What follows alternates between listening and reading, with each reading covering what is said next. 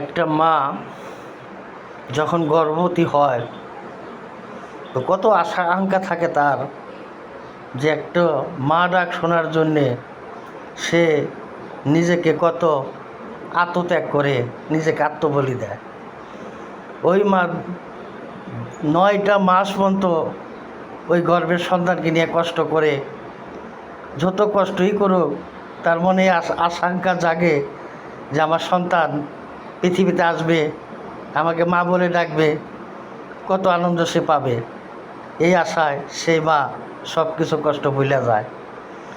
যখন তার প্রসব বেদনা উঠে, সন্তান যখন ভূমিষ্ঠ হবে, তখন ওই মা ওই প্রসব বেদনায় তার জীবনটা চলে যাওয়ার অবস্থা থাকে। কত কষ্ট করে, কত ব্যথায় সে তার জান অজানা হয়ে পড়ে।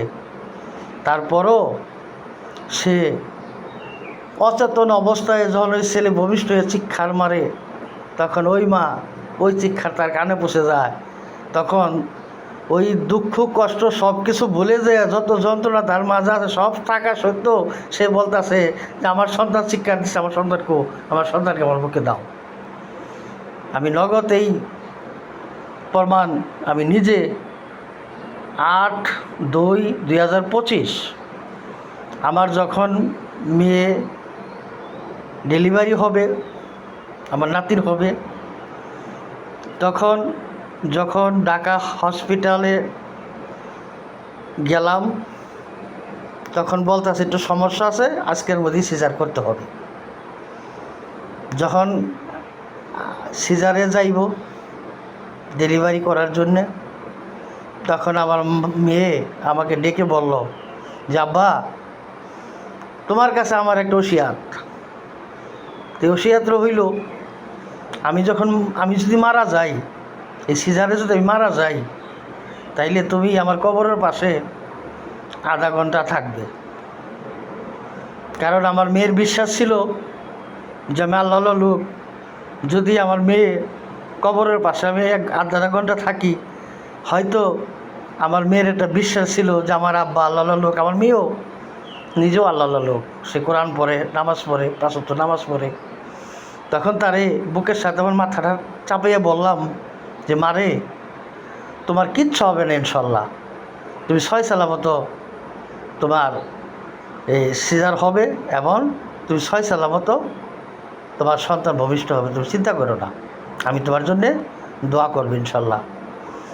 যখন আমার মেয়ের সিজার হলো, মেয়ের জান অচেতন হয়ে গেছে, এরপরে যখন নাতি চিৎকার দিল, ওই চিৎকার আমার মেয়ের কানে পৌঁছে গেল। তো আমার মেয়ে অচেতন অবস্থায় রওয়ার পরে আমার নাতিনের একটু শ্বাসকষ্টের সমস্যা হইল। একটু শ্বাসকষ্টের সমস্যার জন্যে তার এনআইসির প্রয়োজন হইল। তখন তাকে এনআইসিতে নিয়ে অন্য মেডিকেল নিয়ে ভর্তি করা হইল। তখন আমার মেয়েকে যখন বেড়ে দেওয়া হইল, তখন জ্ঞান ফিরার পরে আগে বলতেছে আব্বা, তোমার নাতিনকো, আমার ছেলেকো, আমি তো শিক্ষা শুনলাম, আমি তোমার নাতিনের শিক্ষা শুনছি, আমার ছেলে কোথায়? তা আমি বললাম মারে, তোমার সন্তান একটু শ্বাসকষ্ট সমস্যা হয়েছে, সেই জন্যে তাকে এনআইসির প্রয়োজন হয়েছে, তাকে অন্য মেডিকেলে এনআইসিতে ভর্তি করা হয়েছে, তুমি চিন্তা করো না, সে ঠিক হয়ে যাবে ইনশাল্লাহ। কয় না আব্বা, আমার মন মানতেছ, তুমি মিথ্যা বলতেছ, তুমি সত্য কথা বলো, আমার ছেলের কী হয়েছে? আমি কিচ্ছু হয় না ইনশাল্লাহ, তোমার ছেলের একটু শ্বাসকষ্ট সমস্যা হয়েছে, এনআইসি একটু প্রয়োজন হয়েছে, ঠিক হয়ে যাবে ইনশাল্লাহ, তুমি চিন্তা করো না। ওইটাও আমার মেয়ে ব্যথায় কাতর, তারপরও আমার ছেলে কোথায়, আমার ছেলের দেহাও। তো এই জন্যে বুঝলাম যে আমি আল্লাহ পাক রব্বুল আলামিন, আল্লাহর রহমতে, আল্লাহ লোক, আমি সবসময় জ্ঞান আল্লাহ আমার সচেতন রাখছে, আমি বুঝি। তারপরও মেয়ের আকুল আবেদন দেখে, এই তার কষ্ট দেখে আরও আমার জ্ঞান চক্ষু খুলে গেল যে একটা মা সন্তানের জন্যে তার সমস্ত দুঃখ কষ্ট বিসর্জন দিয়ে ওই সন্তান কী ভালোবাসে। তো আমার এই ভিডিওটা সবাই বেশি বেশি শেয়ার করে দিবেন, লাইক সাপোর্ট করবেন। এই ভিডিওতে অনেক কিছু বোঝার আছে, আমার এই আবেদনটা আপনারা রাখবেন ইনশাল্লাহ। সবাই ভালো থাকেন এই কামনা করি। আল্লাহ হাফেজ।